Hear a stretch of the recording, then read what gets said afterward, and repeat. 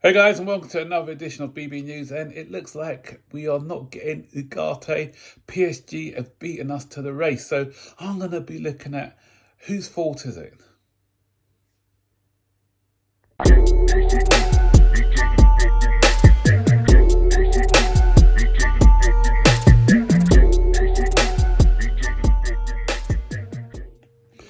So guys, it's PSG 2, Chelsea 0. That's another one they've got over us in the transfer market. So it looks certain now that Ugarte is going to be joining PSG as I speak. And as I said, it looks certain. But as we saw yesterday, it seemed certain that he was going to be joining Chelsea. But today, it seems certain that he's joining PSG. Things may change by the time I make this video, but it is looking more and more likely that PSG is going to be his likely destination. So, whose fault is it? I know a lot of our fan base are moaning at the moment. We find everything to moan about, don't we? And they're saying that the Chelsea board have messed up on this one and everything else. But at the end of the day, what else could they do? Guys, you've got to remember, we are not in the Champions League this season. We are not even in Europe this season. Okay, it may be the owners who are to blame for that and the way that we've messed up the last season, but there's a consequence to pay for not being in Europe. We've got to be smarter with our money. We can't just throw money about willy-nilly. And PSG, because they're getting rid of a lot of big hitters on their pay roll at them this season, they've got money to burn. Messi's going to be going, and they were paying him bags of money. Neymar is rumoured to be going as well. So those two alone, that's saving them millions a month in wages. So that's why they can afford to bump up the money when it came to Ugarte. When I heard it was between us and PSG, that's why even when the news was coming out yesterday that the deal is nearly done, I wasn't getting excited. I wasn't getting excited until I saw the guy holding up the shirt, signed the papers, because there was always that fear that PSG were just going to try and blow us out of the water financially. And that's what they did. They've come back with another bid, which were mouth-watering wages, made it too hard for him to turn down. So my thing is as well, is I want players who are going to come to Chelsea because they want to play for Chelsea and not just for the paycheck. Yeah, money is important for footballers, but in Ugarte's case, he was getting, I think it was it 5,000 a month or something like that? Oh, not a month, 5,000 a week, I think it was, or something like that, at Benfica, not Benfica, at Sporting Lisbon. But Chelsea were prepared. So I think the first opening offer was 35,000 a month, which was a big increase, 7 times increase. But then I think we even upped that further to, I think he was going to be getting 50 or 60,000 a month. So compared to what he was getting at Sporting Lisbon to what he was being getting at Chelsea, that is a massive pay rise. So okay, at the PSG is going to be doubling his money, but playing in the French league, is it as enticing as playing in the Premier League? You can have more of a challenge in the Premier League. You know, you're playing in a one-man league where, okay, you're going to get honours, but where's the satisfaction?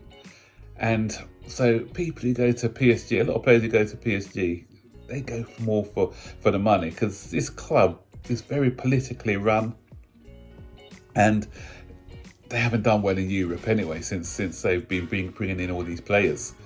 And so apparently Ugarte said that it was his dream to play in the Premier League. He had the opportunity to play in the Premier League, but he chose money instead of going with his dreams. We saw with Rafinha, when we were after him and Barcelona were after him, I think we were willing to offer more wages for Rafinha.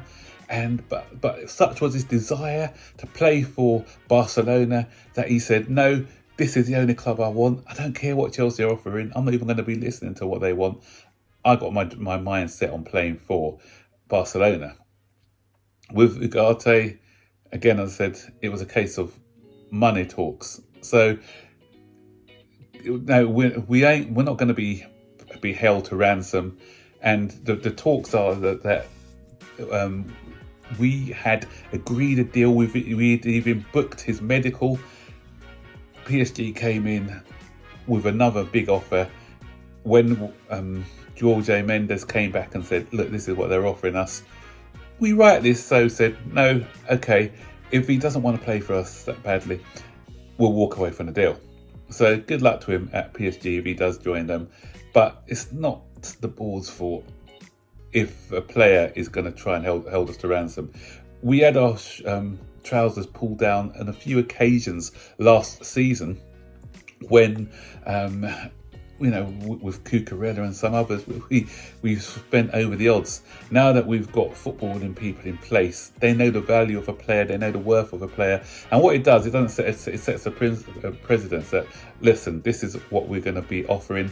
And the agents are not going to use Chelsea as saying, okay, let's get a few extra thousand of quids for this in wages and for them to sign for Chelsea. And we've seen that happen time and time. Look at what we've got now. We've got a bunch of mercenary playing for us, people who came for the money, not really invested in the club at the moment.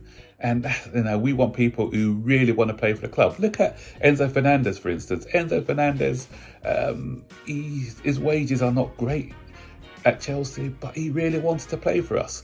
There was talk about him, us getting him for a lower fee and him staying with Benfica for the rest of last season. But he said, no, I want to join Chelsea and I want to join them now. And even knowing the fact that we can miss out on Europe. So that's the sort of dedication that I want at the club. And if a player is not prepared to do that, then do we really want him at our club? We want people who want to fight for the badge and prove their loyalty. And this guy hasn't done so for me.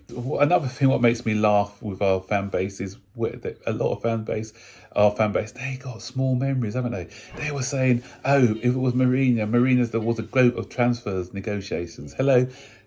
The reason I said at the beginning of this video, PSG 2, Chelsea 0, can you remember when we went for Hakimi last season? The same thing happened.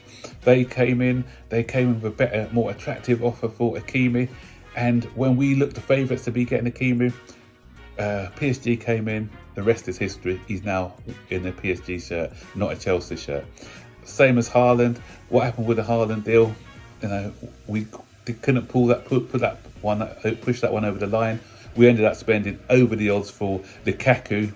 Big disaster of a transfer, 100 million for Kai, 100 million loan fee, I keep calling it, because it was like Inter Milan loaned us Lukaku for one season, and now he's back there and he doesn't want to come back.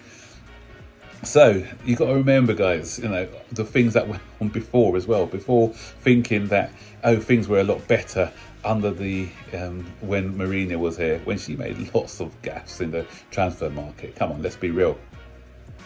So it looks like we're looking at other targets. For me, I'll be looking at the guy just down the road, Paulino.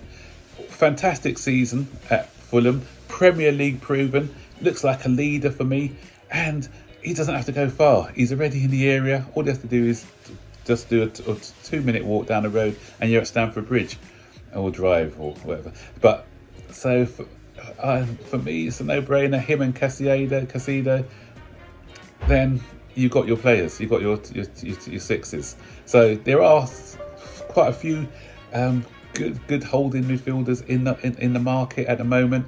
So let's just go for one at the right price who's going to do a good job for us. It's not that, okay, Ugarte would have been good, I think, but that's the other thing.